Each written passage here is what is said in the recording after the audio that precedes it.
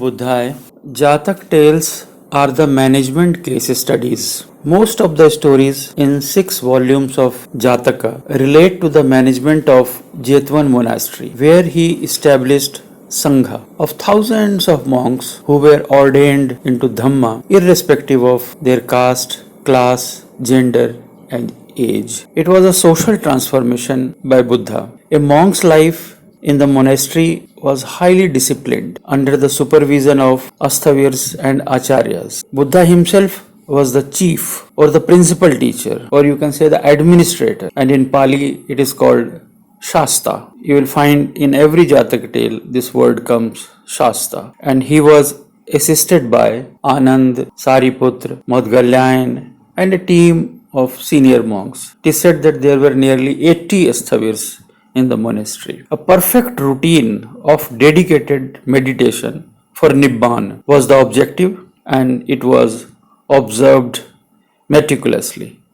However, there used to be some cases of violations of the rules. Normally, in Dhamma Sabha, Shasta used to address such problems, and he used to give the solution to the erring monks and disciples. The method of solving the problem was psychological. It was psychological treatment given to the defaulter by telling a story of the past. So to all the listeners who were present in a Dhamsabha, this message was conveyed. Now, taking a leaf from the story, one can mend his ways and improve his habits. These messages are so genuine that they can be adopted by worldly people also. Every story has a character bodhisattva which gives the win-win solution, or you can say it is a samyak solution. It is represented, bodhisattva is represented by Gautam Buddha, but it doesn't mean that it was the previous birth of Buddha. By this style of storytelling, it is obvious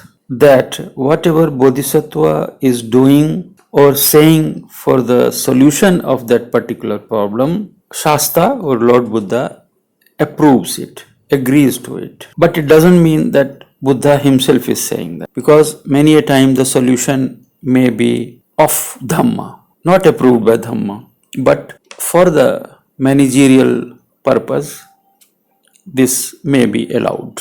So I have found that there are nearly 30 stories which pertain to the management of marital relations. One such story, which is named Katahak Jatak, and which is at the 125th story in the Jatak volume, 6 volumes out of 547. This is the 125th story, and with me today Jennifer is there and Zaira is there. In a conversation method, they will be telling you the story, and I hope you will enjoy it. Namo Buddhaya. Often we see that in certain families, husbands try to dominate and scold their wives over silly points.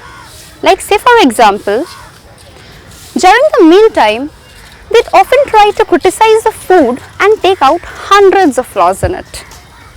And thus starts the quarrel and the fight, and the matters go complex.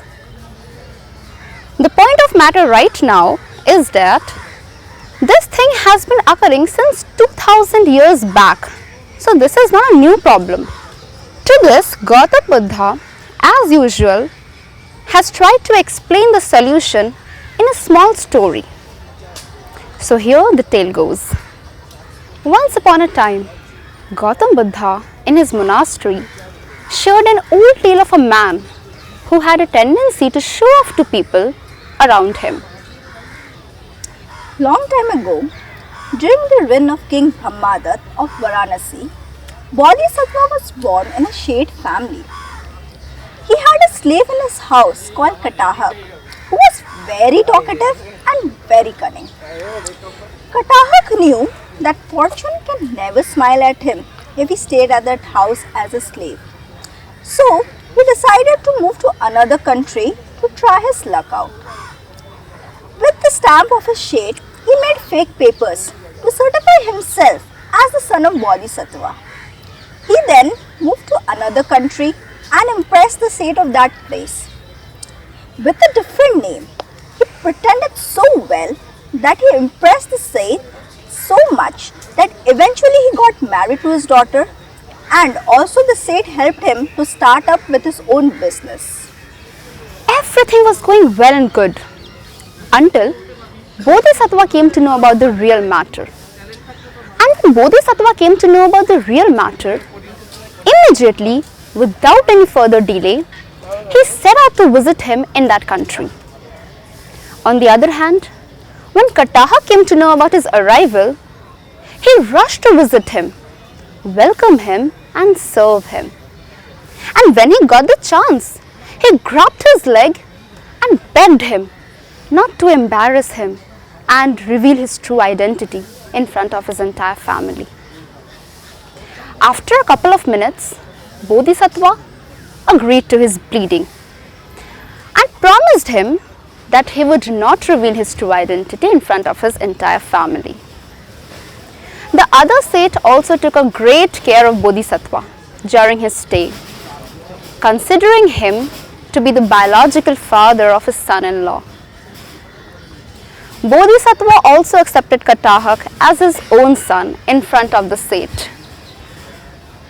Then, during the mealtime, when Katahak's wife was serving food to Bodhisattva, Bodhisattva asked his wife that whether she was happy with him or not, and whether Katahak treated her well or not.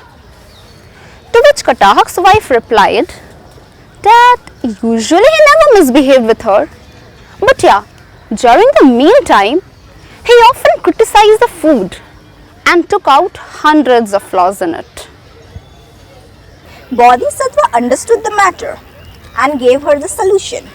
The solution was of 2 lines, and that is Bahulpiso vikhatteya ayyam janpadam gata anva gantavana dusseya bhurj bhoge katahakati. The meaning of these lines are: he who moved to another country where his true identity is unexposed, he who is way too talkative and oversmart, Katahak, whatever you're getting to eat, you better enjoy that. The fun fact is that the wife didn't understand the meaning of these lines as she did not know the language. But as advice, she narrated it to Katahak each time whenever he criticized her. Katahak knew the language and understood the meaning of these lines, and he assumed that Bodhisattva has revealed his identity. So henceforth, he never criticized her again. Let me explain a bit further how the trick worked here.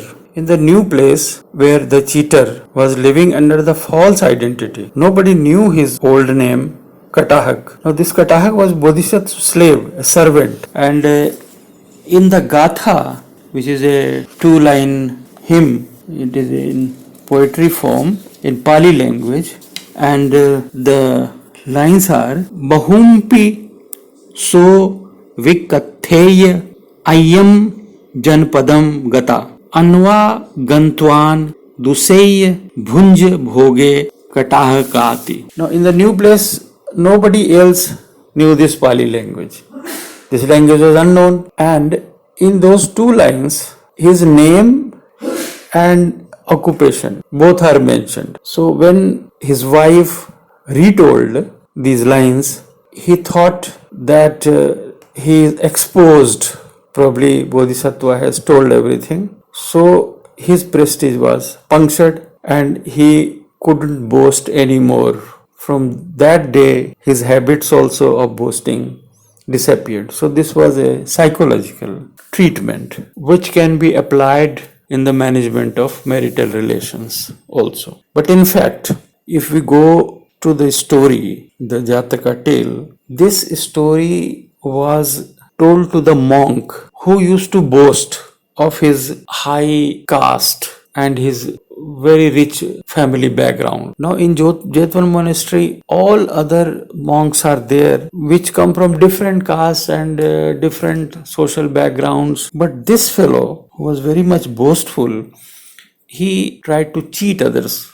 So this complaint was there to the Shastra. In the meal times also, he will find many faults. He will pose himself as the next Siddharth, that he has come from such a rich family and he can't tolerate all these things and things like that. But one monk went to his native place and he found out that all that he was boasting was actually false. He only used to cheat. His family background was not rich, nor he belonged to a very high caste. But because of this boasting, he was creating problems in the monastery. Buddha was spreading a message of equality, fraternity, and this caste and caste distinction was eradicated from monastic life. But due to this fellow, Buddha's preachings were getting diluted. So this was a managerial problem, and therefore this story was created to rectify that monk, that he was exposed. So he stopped boasting anymore. So this is how the Jataka tales, the secrets of Jataka tales can be utilized in our day-to-day life. Thank you. So, the moral of the story is that some men are often egoistic, frustrated, and weird. They often try to dominate and scold the women over silly points. Hence, women must not just overlook and jump into the conclusion, but they must try to understand the problem and take out the real solution, because these kind of problems are often treated psychologically. So that's all about the story. And if you face any kind of problem like this, then do not panic and try to take some solutions from these kind of stories. As Gautam Buddha believed that saying the solution to this kind of problem in a story format would help people understand better. If you want to know more, then you may read the original book, which is written in Pali language, or you may refer to this book named as वैवाहिक जीवन को सुखी कैसे बनाएं, written by Dr. Jasveer Chawla. Or you may subscribe to a channel named as Vak. If you like a content, then please hit that like button and also to share this video with all the people concerned. Namo Buddhaya.